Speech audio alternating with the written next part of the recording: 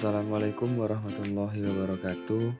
Kami dari kelompok 1 yang beranggotakan Aditya Pratama dengan NIM akhir 082, Kemal Amrul Haq dengan NIM akhir 086, dan Disa Putra dengan NIM akhir 089, dan terakhir Nur Salim dengan NIM akhir 094 akan membahas topik pemerolehan bahasa atau language acquisition dan pembelajaran bahasa atau language learning. Pada topik kali ini yang pertama kita membahas pemerolehan bahasa atau language acquisition. Yang pertama itu pengertian pemerolehan bahasa. Pemerolehan bahasa adalah proses manusia dalam memperoleh kemampuan untuk pemahaman dalam pengelolaan kata untuk mengaitkan antara otak dan bahasa. Pemerolehan bahasa dimulai dari usia anak, di mana bahasa pertama yang dikuasai adalah bahasa ibu. Tahapan pemerolehan bahasa meliputi ketidaktahuan akan bahasa hingga mengetahuinya secara mahir. Kemampuan pemerolehan bahasa merupakan kemampuan bawaan manusia yang berperan dalam pengubahan konsep linguistik menjadi kode yang berbentuk ekspresif. Pemerolehan bahasa dapat dilakukan di lingkungan formal maupun informal dengan masukan untuk pemerolehan bahasa berasal dari lingkungan informal. Selanjutnya ada beberapa teori pemerolehan bahasa, termasuk behaviorisme, nativisme, dan interaksionisme. Behaviorisme memandang perkembangan bahasa sebagai hasil dari rangsangan, tanggapan, dan peniruan. Nativisme di sisi lain berpendapat bahwa pemerolehan bahasa adalah bawaan dan ditentukan secara biologis. Noam Chomsky adalah salah satu pendukung utama nativisme. Ia percaya bahwa anak-anak dilahirkan dengan language acquisition device yang memungkinkan mereka belajar bahasa dengan mudah. Interaksionisme menggabungkan unsur-unsur behaviorisme dan nativisme. Ini berpendapat bahwa perkembangan bahasa dipengaruhi oleh alam dan pengasuhan faktor biologis berinteraksi dengan faktor lingkungan untuk membentuk pemerolehan bahasa.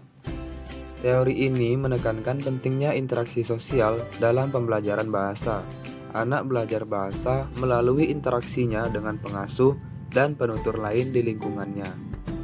Kemudian ada ciri-ciri pemerolehan bahasa. Yang pertama, pemerolehan bahasa terjadi pada periode sensitif, yaitu periode di mana anak-anak memiliki kemampuan optimal untuk mempelajari bahasa.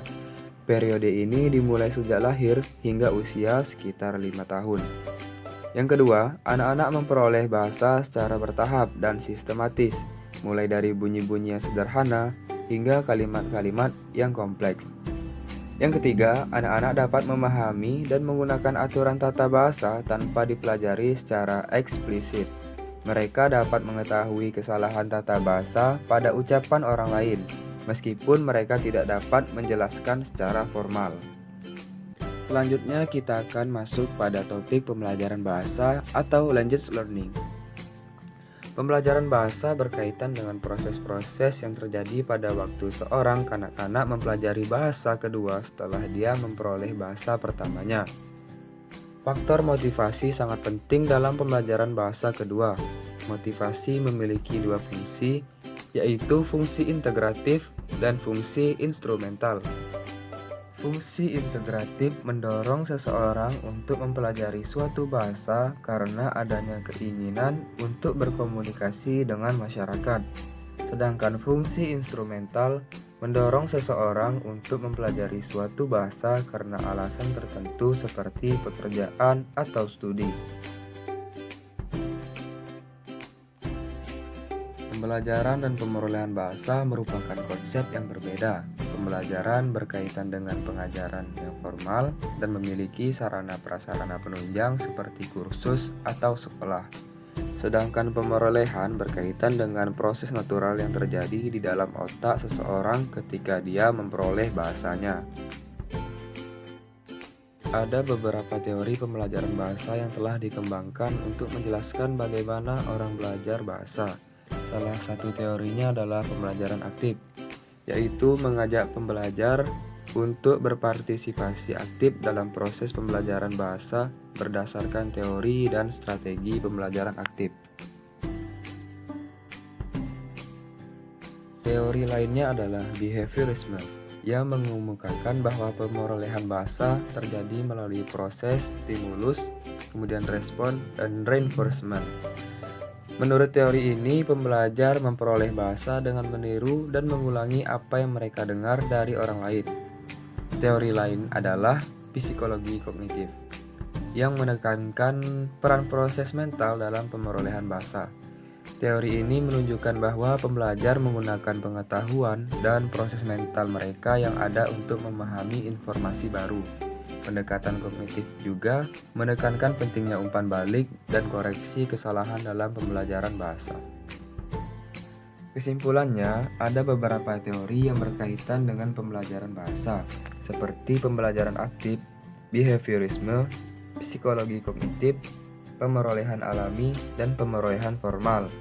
Secara teori memberikan wawasan yang berbeda tentang bagaimana orang belajar bahasa.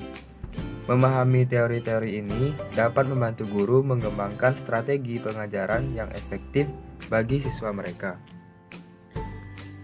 Demikianlah pembahasan topik kita kali ini mengenai pemerolehan bahasa atau language acquisition dan pembelajaran bahasa atau language learning. Kami mengucapkan terima kasih telah menyaksikan video kami dan saya akhiri. Wassalamualaikum warahmatullahi wabarakatuh.